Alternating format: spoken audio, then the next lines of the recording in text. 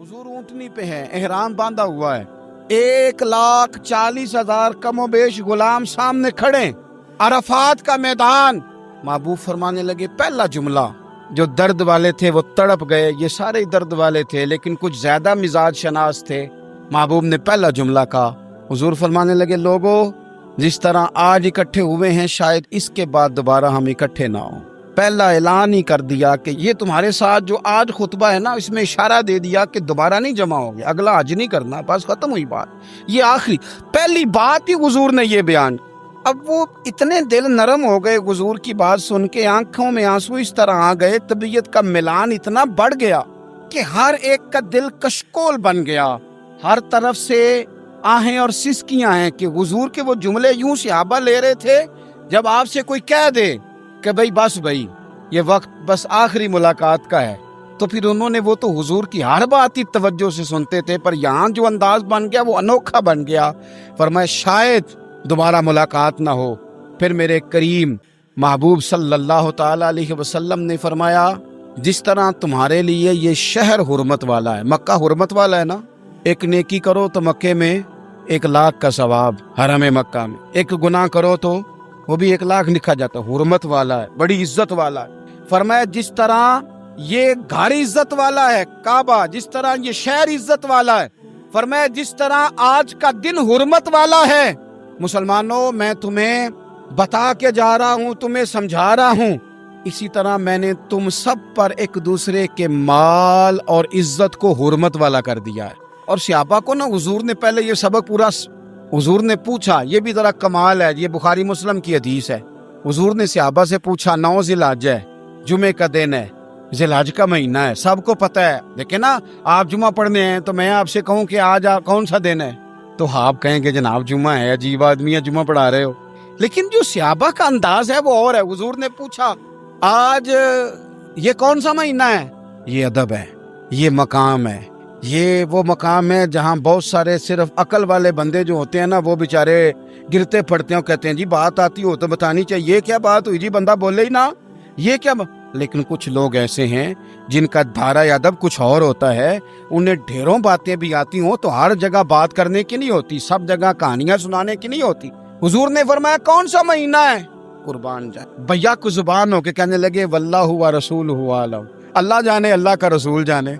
सानू ते कैद सज्जन दा गहना है, ओ जिंज रखे असा उंज रहना है, हमें क्या पता। पूछा किसी ने, लिखा है सूफिया ने, किसी ने पूछा, ओए तुम्हें पता नहीं? कहने लगे चुप कर, हमें क्या पता कौन सा महीना है। तो हुजूर ने फरमाया आज तारीख कौन सी है? भाई साहब को पता था ना, 9 ज़िलहज को हज होता है, कौन सी तारीख है? कहा वल्लाहु व रसूलुहु आलम, अल्लाह जाने, अल्लाह का रसूल जाने। कुर्बान जाए। हुजूर ने पूछा दिन कौन सा है? सबको पता है जुम्मा है। कहने लगे वल्लाहु व रसूलुहु आलम, अल्लाह जाने और अल्लाह का। ओ सहाबा बता क्यों नहीं रहे? तो अहले मोहब्बत कहते हैं सहाबा का जवाब ये था, हमें कोई महीनों से गरज है, हमें कोई दिन से गरज है, हमें कोई तारीख से गरज है। हाजियो आओ शहनशाह का रोजा देखो, काबा तो देख चुके, काबे का भी काबा देखो, हमें तो महबूब से गरज है। महीना था ज़िलहज का, अगर हुजूर कह देते ज़िलहज नहीं ज़ीक़ाद है तो हमने ज़ीक़ाद ही बना लेना था। तारीख थी 9, अगर हुजूर फरमा देते 11 है तो हमने 11 ही बना लेनी थी। दिन था जुमे का, अगर हुजूर कहते पीर है तो हमें क्या लगे, हमें तो महबूब की रजा चाहिए। आप देखें ना, एक सहाबी के हाथ जरा लंबे थे तो हुजूर ने फरमाया या ज़ुल यदैन, ओ लंबे हाथों वाले। उनसे कोई पूछता नाम क्या है तो कहते मेरा नाम है 2 हाथों वाला। ओ भाई मेरे भी 2 हैं, तू क्यों 2 हाथों वाला? कहने लगे ये नहीं मुझे पता, मुझे नबी पाक ने कहा 2 हाथों वाला। तो ठीक हो गई, जो हुजूर ने नाम रख दिया।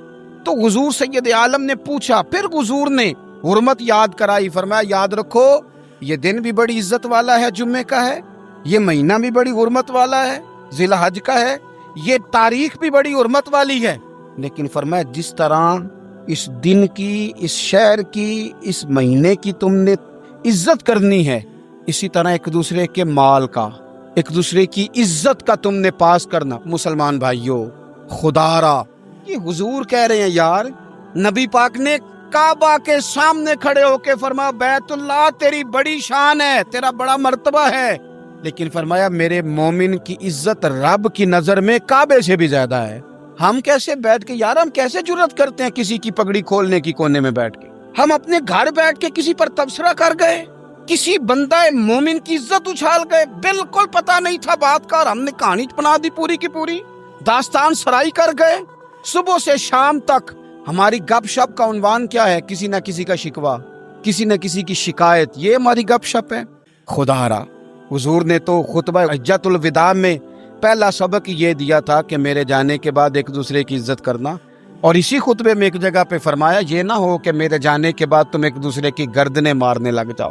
ایک دوسرے کی عزتوں کا خیال کرنا, پاس کرنا. مسلمانوں, میرے عزیز بھائیوں, بزرگوں, عزتوں کا دفاع شروع کریں.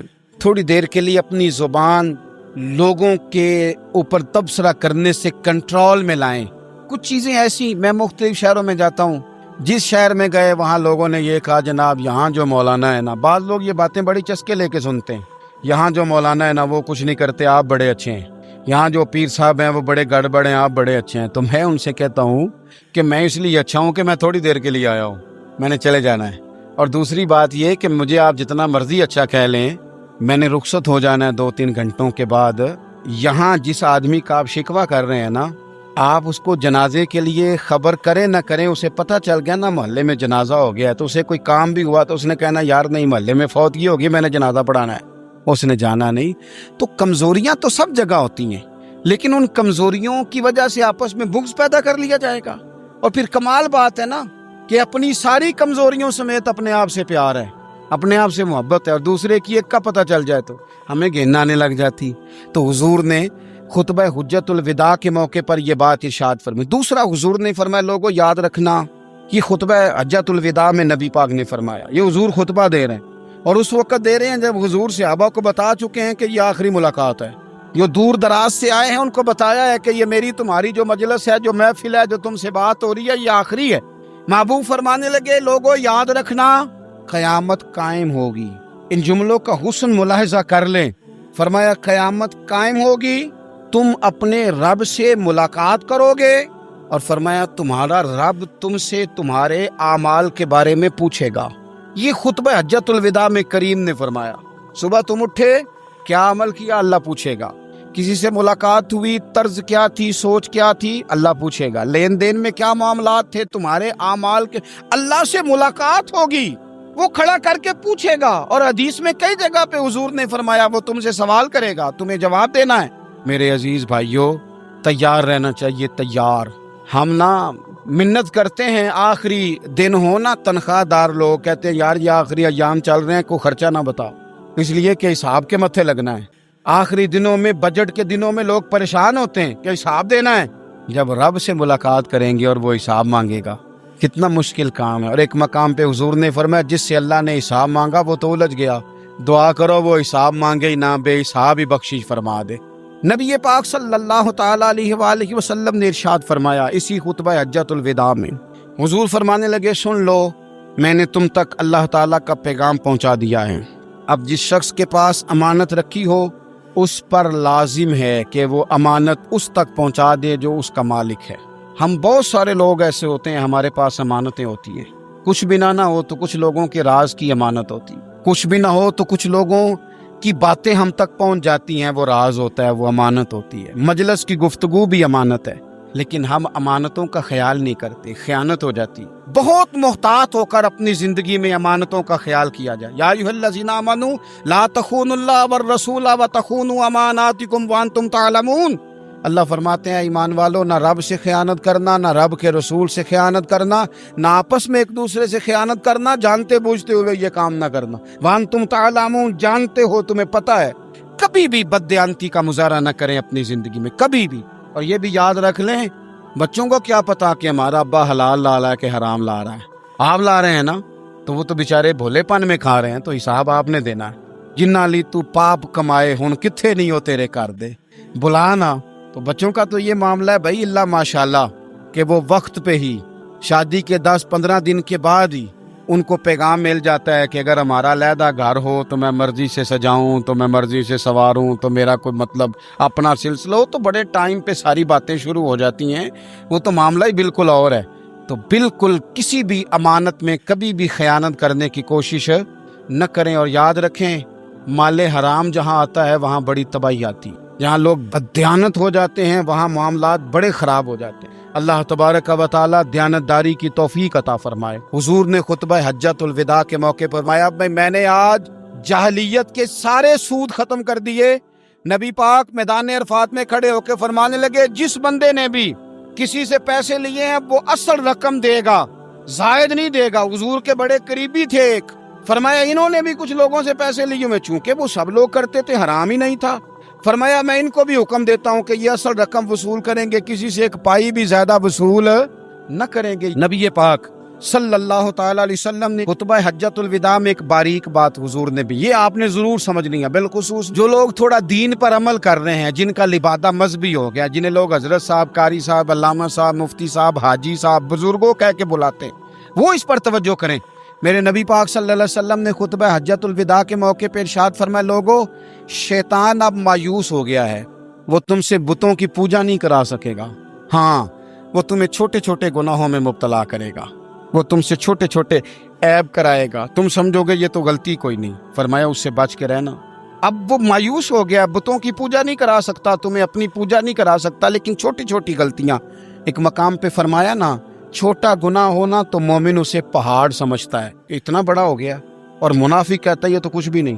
تو اپنی زندگی کے اندر چھوٹی چھوٹی کوتاہیاں، حضرت سعدی فرمایا کرتے تھے سیلاب اچانک نہیں آتے، پہلے چھوٹا سا سوراخ ہوتا ہے دریا کے کنارے میں، اسے بند نہ کیا جائے پھر بڑا ہو جاتا ہے، پھر وہ ٹائم آتا ہے کہ بند ٹوٹ جاتا ہے، بستیاں ڈوب جاتی ہیں۔ پہلے چھوٹا گناہ انسان کرتا ہے، چھوٹا، پھر اس سے آگے بڑھتا جاتا ہے اور بڑی بڑی غلطیاں ہوتی ہیں۔ اللہ تبارک و تعالی ہمیں رائی کے دانے کے برابر بھی غلطی کرنے سے محفوظ فرمائے۔ نبی پاک صلی اللہ تعالی علیہ وسلم نے اسی موقع پر ارشاد فرمایا لوگو اللہ سے ڈرتے رہنا، اور میں تمہیں عورتوں کے ساتھ بھلائی کی وصیت کرتا ہوں۔ فرمایا رب نے تمہیں اختیار دیا ہے، عورتیں تمہارے سپرد کی ہیں، ان سے اچھا سلوک کرنا۔ فرمایا اگر کبھی کوئی ان پر تمہیں سختی کرنی بھی پڑے تو اتنی کرنا جتنی ان کی غلطی ہو، ان سے درگزر کرنا، ان سے پیار کرنا۔ اسلام نے خاتون کو باقاعدہ حقوق دیے، باقاعدہ، صحیح بخاری میں حدیث ہے۔ یہ جو نوجوان ہیں، مطالعہ کرنے والے، پڑھنے سننے سمجھنے والے، یاد رکھا کریں ان چیزوں کو۔ حضرت بریرہ رضی اللہ تعالیٰ عنہ حضرت عائشہ صدیقہ کی کنیزہ ہیں، حضرت مغیث رضی اللہ تعالیٰ عنہ ایک صحابی ہیں، ان کی وہ اہلیہ ہیں، وہ اپنے خامد سے علیحدگی چاہتی تھی، ان کے خامد بڑی محبت کرتے تھے، علیحدہ ہونا نہیں چاہتے تھے، خاتون رہنا نہیں چاہتی تھی۔ انہوں نے بڑی سفارشیں کرائیں کہ میرا خامد، میری بیوی مجھ سے صلح کر لے، حالانکہ وہ خاتون کنیز ہیں، خادمہ ہیں، کوئی بڑے قبیلے سے بظاہر تعلق نہیں۔ بالآخر انہوں نے گزارش کی، سیدہ عائشہ صدیقہ رضی اللہ تعالیٰ عنہ سے کہا، کچھ اور ذرائع اختیار کیے۔ حضرت مغیث نے رضی اللہ تعالیٰ عنہ، ان کے شوہر نے، کہ نبی پاک علیہ السلام کی خدمت میں عرض کریں حضور میری سفارش کریں کہ یہ مجھ سے صلح کر لیں۔ تو نبی پاک علیہ السلام نے حضرت بریرہ رضی اللہ تعالیٰ عنہ جو کنیزہ ہیں، خادمہ ہیں، ان کو بلا کے کہا تمہارا خامد صلح کرنا چاہتا ہے۔ یہاں برادری کا بڑا کے کہتا ہے پتر وہ میری بھی نہیں تو گال رکھنی، وہ میرے ککھاں دا بھی نہیں تو، وہ کیا کہہ رہے ہیں آپ؟ اللہ نے اسے حق دیا ہے، اور جسے حق اللہ دے اس کا رسول دے، اس سے کون ہوتا ہے کوئی حق چھیننے والا؟ نبی پاک صلی اللہ علیہ وسلم نے حضرت بریرہ سے کہا تمہارا خامد صلح کرنا چاہتا ہے اور وہ روتا ہے تمہارے لیے، اور اس نے بڑی سفارشیں کی ہیں، تم اس سے صلح کر لو۔ حضرت بریرہ رضی اللہ تعالیٰ عنہ عرض کرنے لگی یا رسول اللہ صلی اللہ علیہ وسلم آپ جو حکم کریں میں حاضر ہوں، ایک بات پوچھ سکتی ہوں، ایک گزارش کر لوں، ایک صرف حضور میرا بولیا چولیا معاف کری، ایک بات کر لوں؟ تو کہا کرو۔ عرض کی یا رسول اللہ یہ آپ کا حکم ہے یا مشورہ ہے؟ یہ محبوب کی بات ہے، محبوب کی۔ کوئی بزرگ کیوں جبر کرتا ہے کسی پہ؟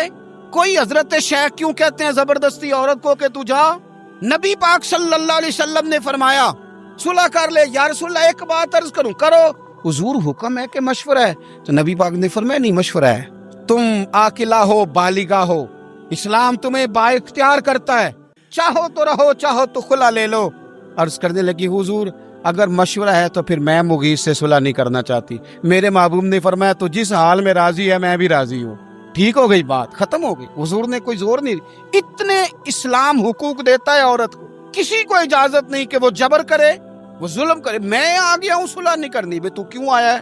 تو نے وقت گزارنا ہے، جانے وہ خامد کس طرح کا ہو۔ تو نبی پاک صلی اللہ علیہ وسلم نے خطبہ حجۃ الوداع کے موقع پر فرمایا عورتوں کے ساتھ اچھا سلوک کرنا۔ اللہ تبارک و تعالی جو حج پڑھا جا رہا ہے اس کے صدقے پوری امت پر اپنا فضل فرمائے۔